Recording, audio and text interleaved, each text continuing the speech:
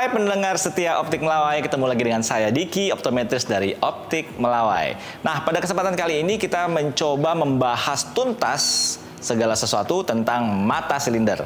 Tentunya hasil pertanyaan dari beberapa pelanggan setia Optik Melawai. Oke, apa sih yang dimaksud dengan mata silinder? Sebenarnya matanya tuh nggak silinder. Yang silinder adalah lensa koreksinya. Orang yang menggunakan koreksi silinder, matanya menderita astigmatisme. Nah, astigmatisme ini dikoreksi dengan lensa silinder. Itulah sebabnya kenapa kita kenalnya mata silinder. Ya, jadi ingat, yang silinder bukan matanya, tetapi lensanya.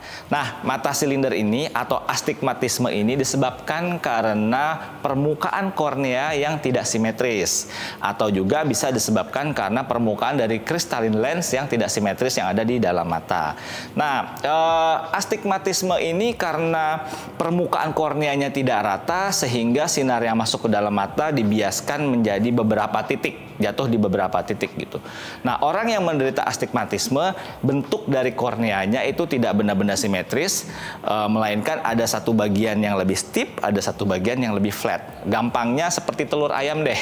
Jadi kalau mata yang lengkungnya sempurna kan seperti kelereng ya, atau seperti bola soccer gitu ya.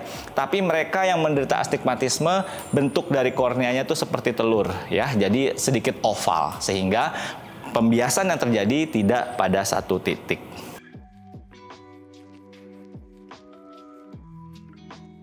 Nah, ini pertanyaan yang menarik. Ada dua cara untuk mengetahui apakah kita astigmat atau tidak. Yang pertama tentunya dengan melakukan pemeriksaan mata. Nah, pemeriksaan mata ini meliputi pemeriksaan refraksi mata. Bisa dilakukan di optik dengan optometris atau di dokter mata. Yang kedua, kita bisa mengetahui secara mandiri, yaitu dengan menggunakan tes khusus. Caranya adalah kalian coba googling ya dengan keyword clock dial astigmatism. Ya, nanti akan keluar image seperti gambar jarum jam seperti yang ada di sini nih. Ya, nah setelah kalian dapat gambar itu, coba kalian tutup salah satu mata bergantian dan perhatikan apakah ada salah satu atau lebih dari satu garis-garis pada clock dial tersebut yang lebih hitam daripada garis lainnya. Apabila kalian melihat ada garis yang lebih hitam daripada garis lainnya, berarti fix Anda menderita astigmatisme. Tapi kalau kalian melihat garisnya kok hitamnya sama ya, rata ya, berarti Anda tidak menderita astigmatisme. Lalu lakukanlah pada mata yang sebelahnya lagi untuk mengetahui apakah astigmatisme diderita pada salah satu mata atau kedua mata Anda. Oke, gejalanya cukup gampang ditemui ya. Kalau orang yang matanya minus atau rabun jauh hanya buram saja. Tetapi orang yang menderita astigmat akan mengeluh penglihatannya jadi berbayang. Berbayangnya tidak pada salah satu jarak, tetapi di semua jarak. Baik saat melihat jarak jauh, melihat jarak menengah, ataupun saat membaca, semua objek yang kita lihat menjadi berbayang. Ada juga yang merasakan sensasi penglihatan ganda atau double. Biasanya penglihatan double ini akan dirasakan pada mereka yang memiliki astigmatisme yang cukup tinggi atau cukup parah gitu ya. Nah, keluhan berikutnya adalah penderita astigmatisme ini akan merasa lebih silau, akan merasa lebih sensitif terhadap sinar, terutama saat malam hari. Jadi kalau kita berkendara malam hari, ada mobil dari arah yang berlawanan, sinar lampunya akan mengganggu kita kalau memang kita menderita astigmatisme yang tidak terkoreksi. Nah, penyebab dari mata silinder adalah yang pertama tadi karena ada perubahan bentuk kornea. Biasanya hal ini disebabkan karena satu dari faktor genetik juga bisa. Jadi apabila salah satu atau kedua orang tua kita menderita astigmat, kansnya cukup besar anaknya juga menderita astigmatisme. Yang kedua, ada kecelakaan di mata atau trauma di mata yang menyebabkan bentuk kornea jadi berubah. Misalnya kegores atau mengucek mata terlalu keras gitu ya. Atau kita tidur pada salah satu sisi terus-menerus pada sisi yang sama. Hal ini akan membuat bentuk dari kornea mengalami perubahan. Nah, apabila itu terjadi, maka akan timbul silinder pada koreksinya. Nah, yang berikutnya adalah bisa juga akibat bekas luka akibat operasi atau trauma di mata. Misalnya kita mengalami operasi di mata, lalu bekas lukanya walaupun sudah sembuh, itu bisa mempengaruhi kurvatur atau kelengkungan kornea yang mana menyebabkan timbulnya astigmatisme tadi. Oke, mata silinder sebenarnya jenisnya banyak. Yang pertama dari di mana lokasi silinder itu terjadi. Yang pertama adalah astigmat lensa. Astigmat lensa itu disebabkan karena crystalline lens atau lensa mata manusia yang asli yang ada di dalam itu mengalami dislokasi atau miring, tidak sempurna, atau bentuknya juga tidak simetris. Itu juga bisa menyebabkan astigmatisme. Disebut dengan astigmat lensa.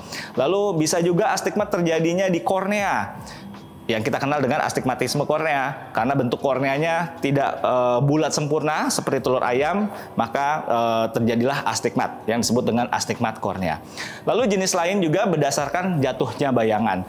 Cuma ini hanya sangat teknis ya. Saya bisa share nama-namanya seperti astigmat myopicus compositus, astigmat hypermetropicus compositus, astigmat mixtus, astigmat hypermetropicus compositus, dan sebagainya. Ini gampangnya bisa diciriin nih dari resepnya. Jadi kalau kalian pergi ke dokter mata atau ke optometris untuk melakukan pemeriksaan astigmat, nanti resepnya ada kombinasi tuh. Ada yang minus dengan silinder, ada yang plus dengan silinder, atau silinder murni. Nah, itu adalah beberapa jenis astigmat. Tapi nggak usah bingung, nggak usah khawatir. Apapun tipe astigmat yang kalian derita gitu ya, nggak usah khawatir, bisa terkoreksi dengan baik ya, sehingga Anda bisa melihat dengan tajam. Oke, mata silinder mungkin orang berpikir, waduh parah sekali mata saya udah dari silindernya ya. Sebenarnya tidak separah itu, sama saja silinder dengan minus ya. Yang penting dia bisa terkoreksi. Ya, koreksinya yang paling umum adalah dengan menggunakan kacamata. Tentunya kacamatanya memiliki lensa dengan ukuran silinder. Yang kedua, kalian juga bisa menggunakan lensa kontak silinder yang biasa disebut dengan lensa kontak torik ya, baik yang hard lens maupun yang soft lens sudah banyak tersedia lensa kontak atau soft lens torik. Jadi nggak usah khawatir.